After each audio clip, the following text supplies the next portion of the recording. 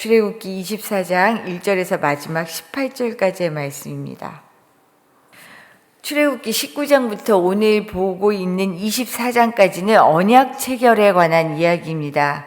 하나님께서 종살이하던 이스라엘 백성들이 이제 하나님의 백성이 되었음을 알리면서 백성답게 살아가도록 새로운 언약을 세우는 내용이에요. 19장에 보면은 19장에서 시내산에 도착을 합니다. 이 도착한 백성들에게 하나님께서는 모세를 통해서 그들의 몸과 마음을 성결하게 준비하도록 하십니다.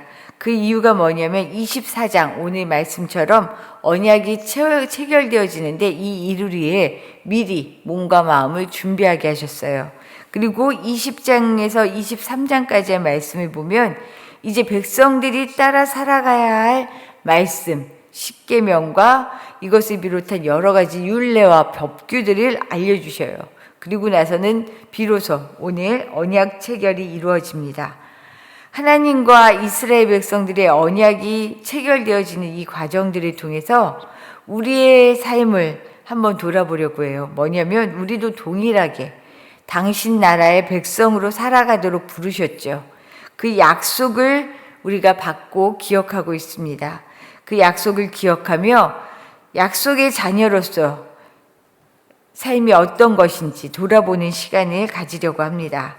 먼저는요, 하나님의 자녀는 아버지 하나님의 말씀에 전적으로 순종하는 것입니다.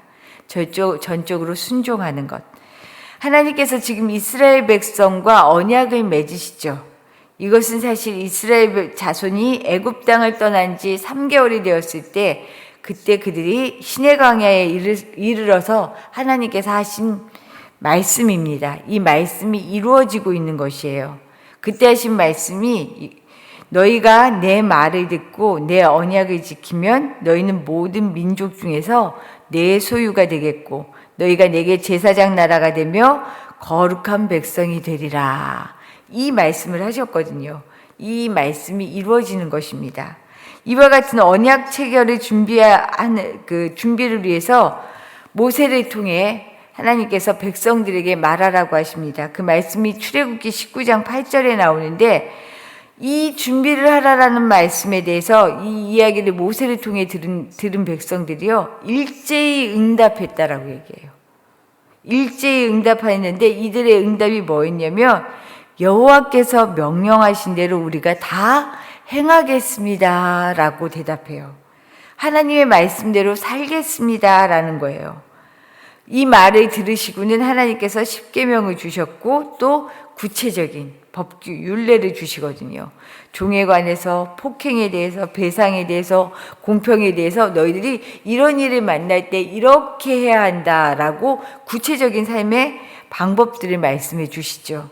그리고 우리가 읽은 것처럼 오늘 24장에서는 말씀과 율례를 제정하신 하나님께서 당신과 백성들 사이에 이루어질 언약을 확인하는 비준이 오늘 말씀을 통해 이루어집니다.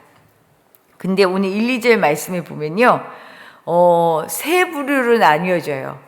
하나님의 말씀을 만나는 자리에서 언약이 체결되어지는 자리가 세 곳에서 이루어져요. 먼저 모세는 산 정상까지 올라갑니다.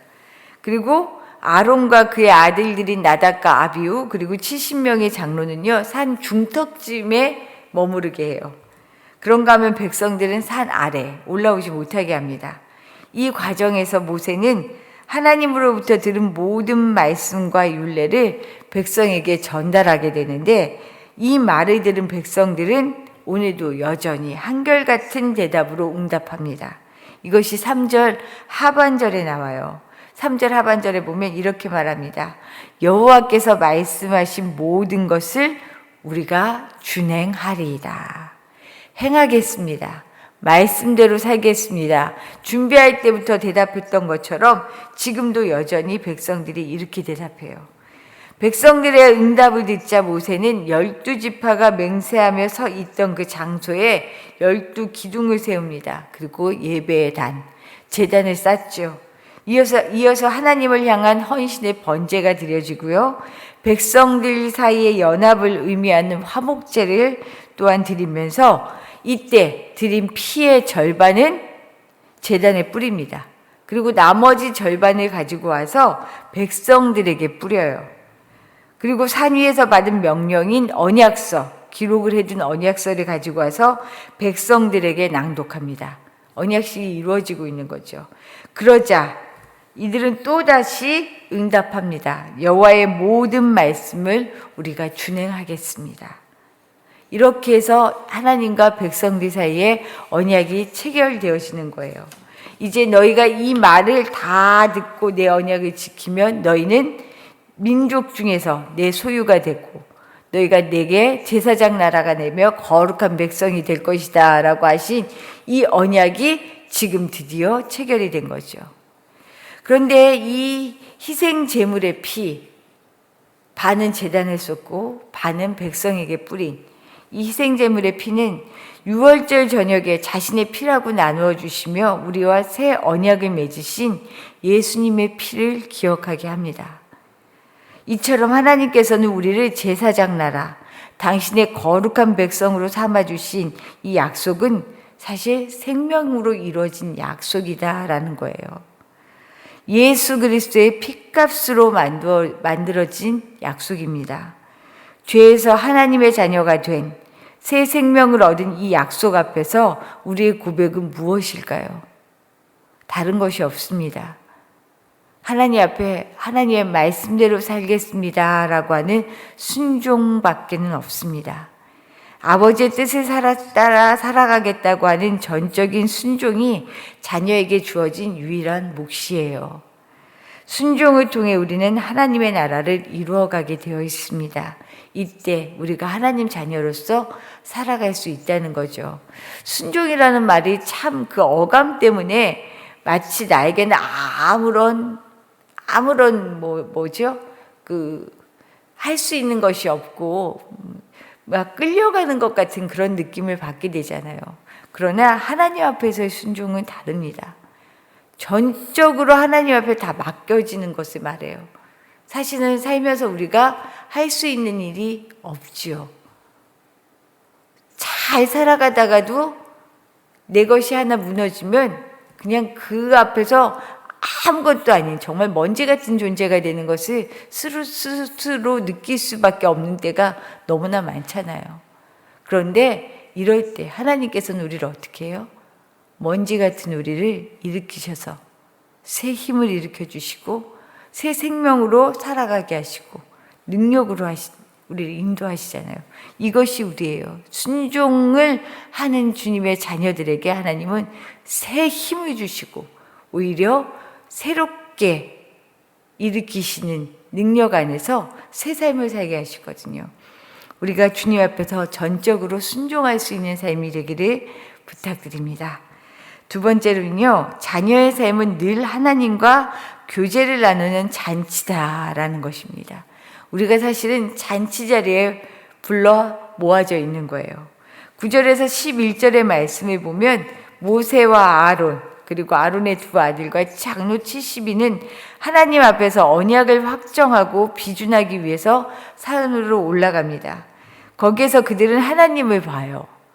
하나님이 계신 곳 아래를 보니까 마치 청옥을 편 듯하고 하늘같이 청명하다라고 표현이 되어 있어요. 하나님은 사람을 바라보시면서 하나님을 보았다고 손에 대지 않으십니다. 사실 하나님 보면 어떻게 돼요? 구약시대 죽잖아요. 죽는다고 하나님을 볼 수 없거든요. 근데 그들이 하나님을 바라보면서 먹고 마시는 장면이 지금 나오고 있어요. 하나님께 선별되자 아무 문제 없이 그분께 더 가까이 나아갈 특권을 얻고 있는 것을 지금 볼 수 있습니다. 오히려 그들은 하나님 앞에서 먹고 마시는데 이것을 우리는 흔히 언약의 식사다라고 이야기합니다. 사실 언약식의 하이라이트는 뭐냐면요. 오늘 언약이 체결되는 장면을 보았잖아요. 여기에 하이라이트는 언약이 체결되었음이 선포되어지고 난 이후에 벌어지는 축제예요. 축제. 이것은 어마어마한 축제입니다. 기쁨의 날이라는 것이죠. 결혼이 성립되면 성혼 선포를 하죠. 잔치를 벌이듯이 그래서 잔치를 벌이는 것처럼 언약이 체결되면 언약이 성립되었음을 선포하고 잔치가 벌어지는 거예요. 우리가 하나님의 백성이 되고 그 나라의 주인공이 되었다라고 하는 이런 기쁨이 어디 있어요? 이제 잔칫날이 된 거예요. 우리의 인생은 잔치라는 것이죠. 축제라는 겁니다. 하나님을 본 자는 본래 살 수가 없습니다. 그러나 이날 백성들과 언약을 세우신 하나님께서 청명한 하늘로 자신을 내보이시면서 언약 체결을 축하하는 밥상을 지금 차려주고 계신 거예요. 하나님을 내 멋대로 만들어 놓고 그 앞에서 먹고 마시고 뛰노는 사람들의 축제는 하나님의 분노를 일으켰습니다. 우리가 이후에 32장의 말씀을 볼 텐데 이렇게 하나님께 말씀대로 살겠습니다. 다짐했던 백성들이요. 하늘 위에서 하나님과 만나고 있는 모세 기다리다 지쳐서 불안한 거예요. 이거 뭐지? 뭐가 잘못되는 거 아니야? 해서 금송아지를 만들죠. 이게 뭐예요? 제멋대로 하나님을 해석하고 하나님으로 받아들이고 자기들 멋대로 즐기고 뛰고 노는 거예요. 자기가 만들어 놓은 하나님을 자기가 만들어 놓은 대로 해석하며 이게 하나님이다라고 얘기하는 거죠. 금송아지가 하나님이 될 수 있나요? 아니에요. 하나님은 여기에 크게 분노하셔요. 모세도 어때요? 하나님께 받은 두 돌판을 그냥 화가 나서 그 자리에서 던져버리잖아요. 그만큼 하나님의 분노를 일으켰던 사건이에요. 내 멋대로 하나님을 만들어 놓고 즐길 때에는 이 안에 하나님의 분노를 일으킬 수밖에 없습니다. 그러나 하나님의 말씀을 준행한 것을 다짐한 자녀들은 하나님 앞에서 먹고 마시며 진짜 누림이 무엇인지, 진짜 축제가 무엇인지 하나님 앞에서 지금 볼 수 있고 누릴 수 있는 거거든요. 하나님 안에서 누리는 자유는 하나님을 떠나 방탕하게 살면서 누리는 거짓 자유와는 완전히 다른 것입니다. 이것은 하나님의 신실하신 약속을 믿고 그 안에서 살아갈 때 누릴 수 있는 특권이라는 것이죠. 우리는 특권을 받았습니다. 하나님께서 우리에게 말씀하셨어요. 내가 내 안에 거하면 너는 내 나라의 백성이고 내 자녀다. 거룩한 내 자녀다. 맞습니다. 우리는 예수 그리스도의 십자가의 은혜로 하나님 나라의 거룩한 백성으로 살아가도록 부르심을 받았습니다. 이 부르심 앞에 응답하는 것은 하나님의 말씀 앞에 어떤 토도 달지 않고 순종하는 것입니다. 하나님을 향한 전적인 순종은 하나님을 향한 전적인 신뢰를 통해 이루어지죠. 그리고 하나님을 향한 신뢰와 순종은 세상이 줄 수도 알 수도 없는 평화로 우리를 이끌어 가십니다.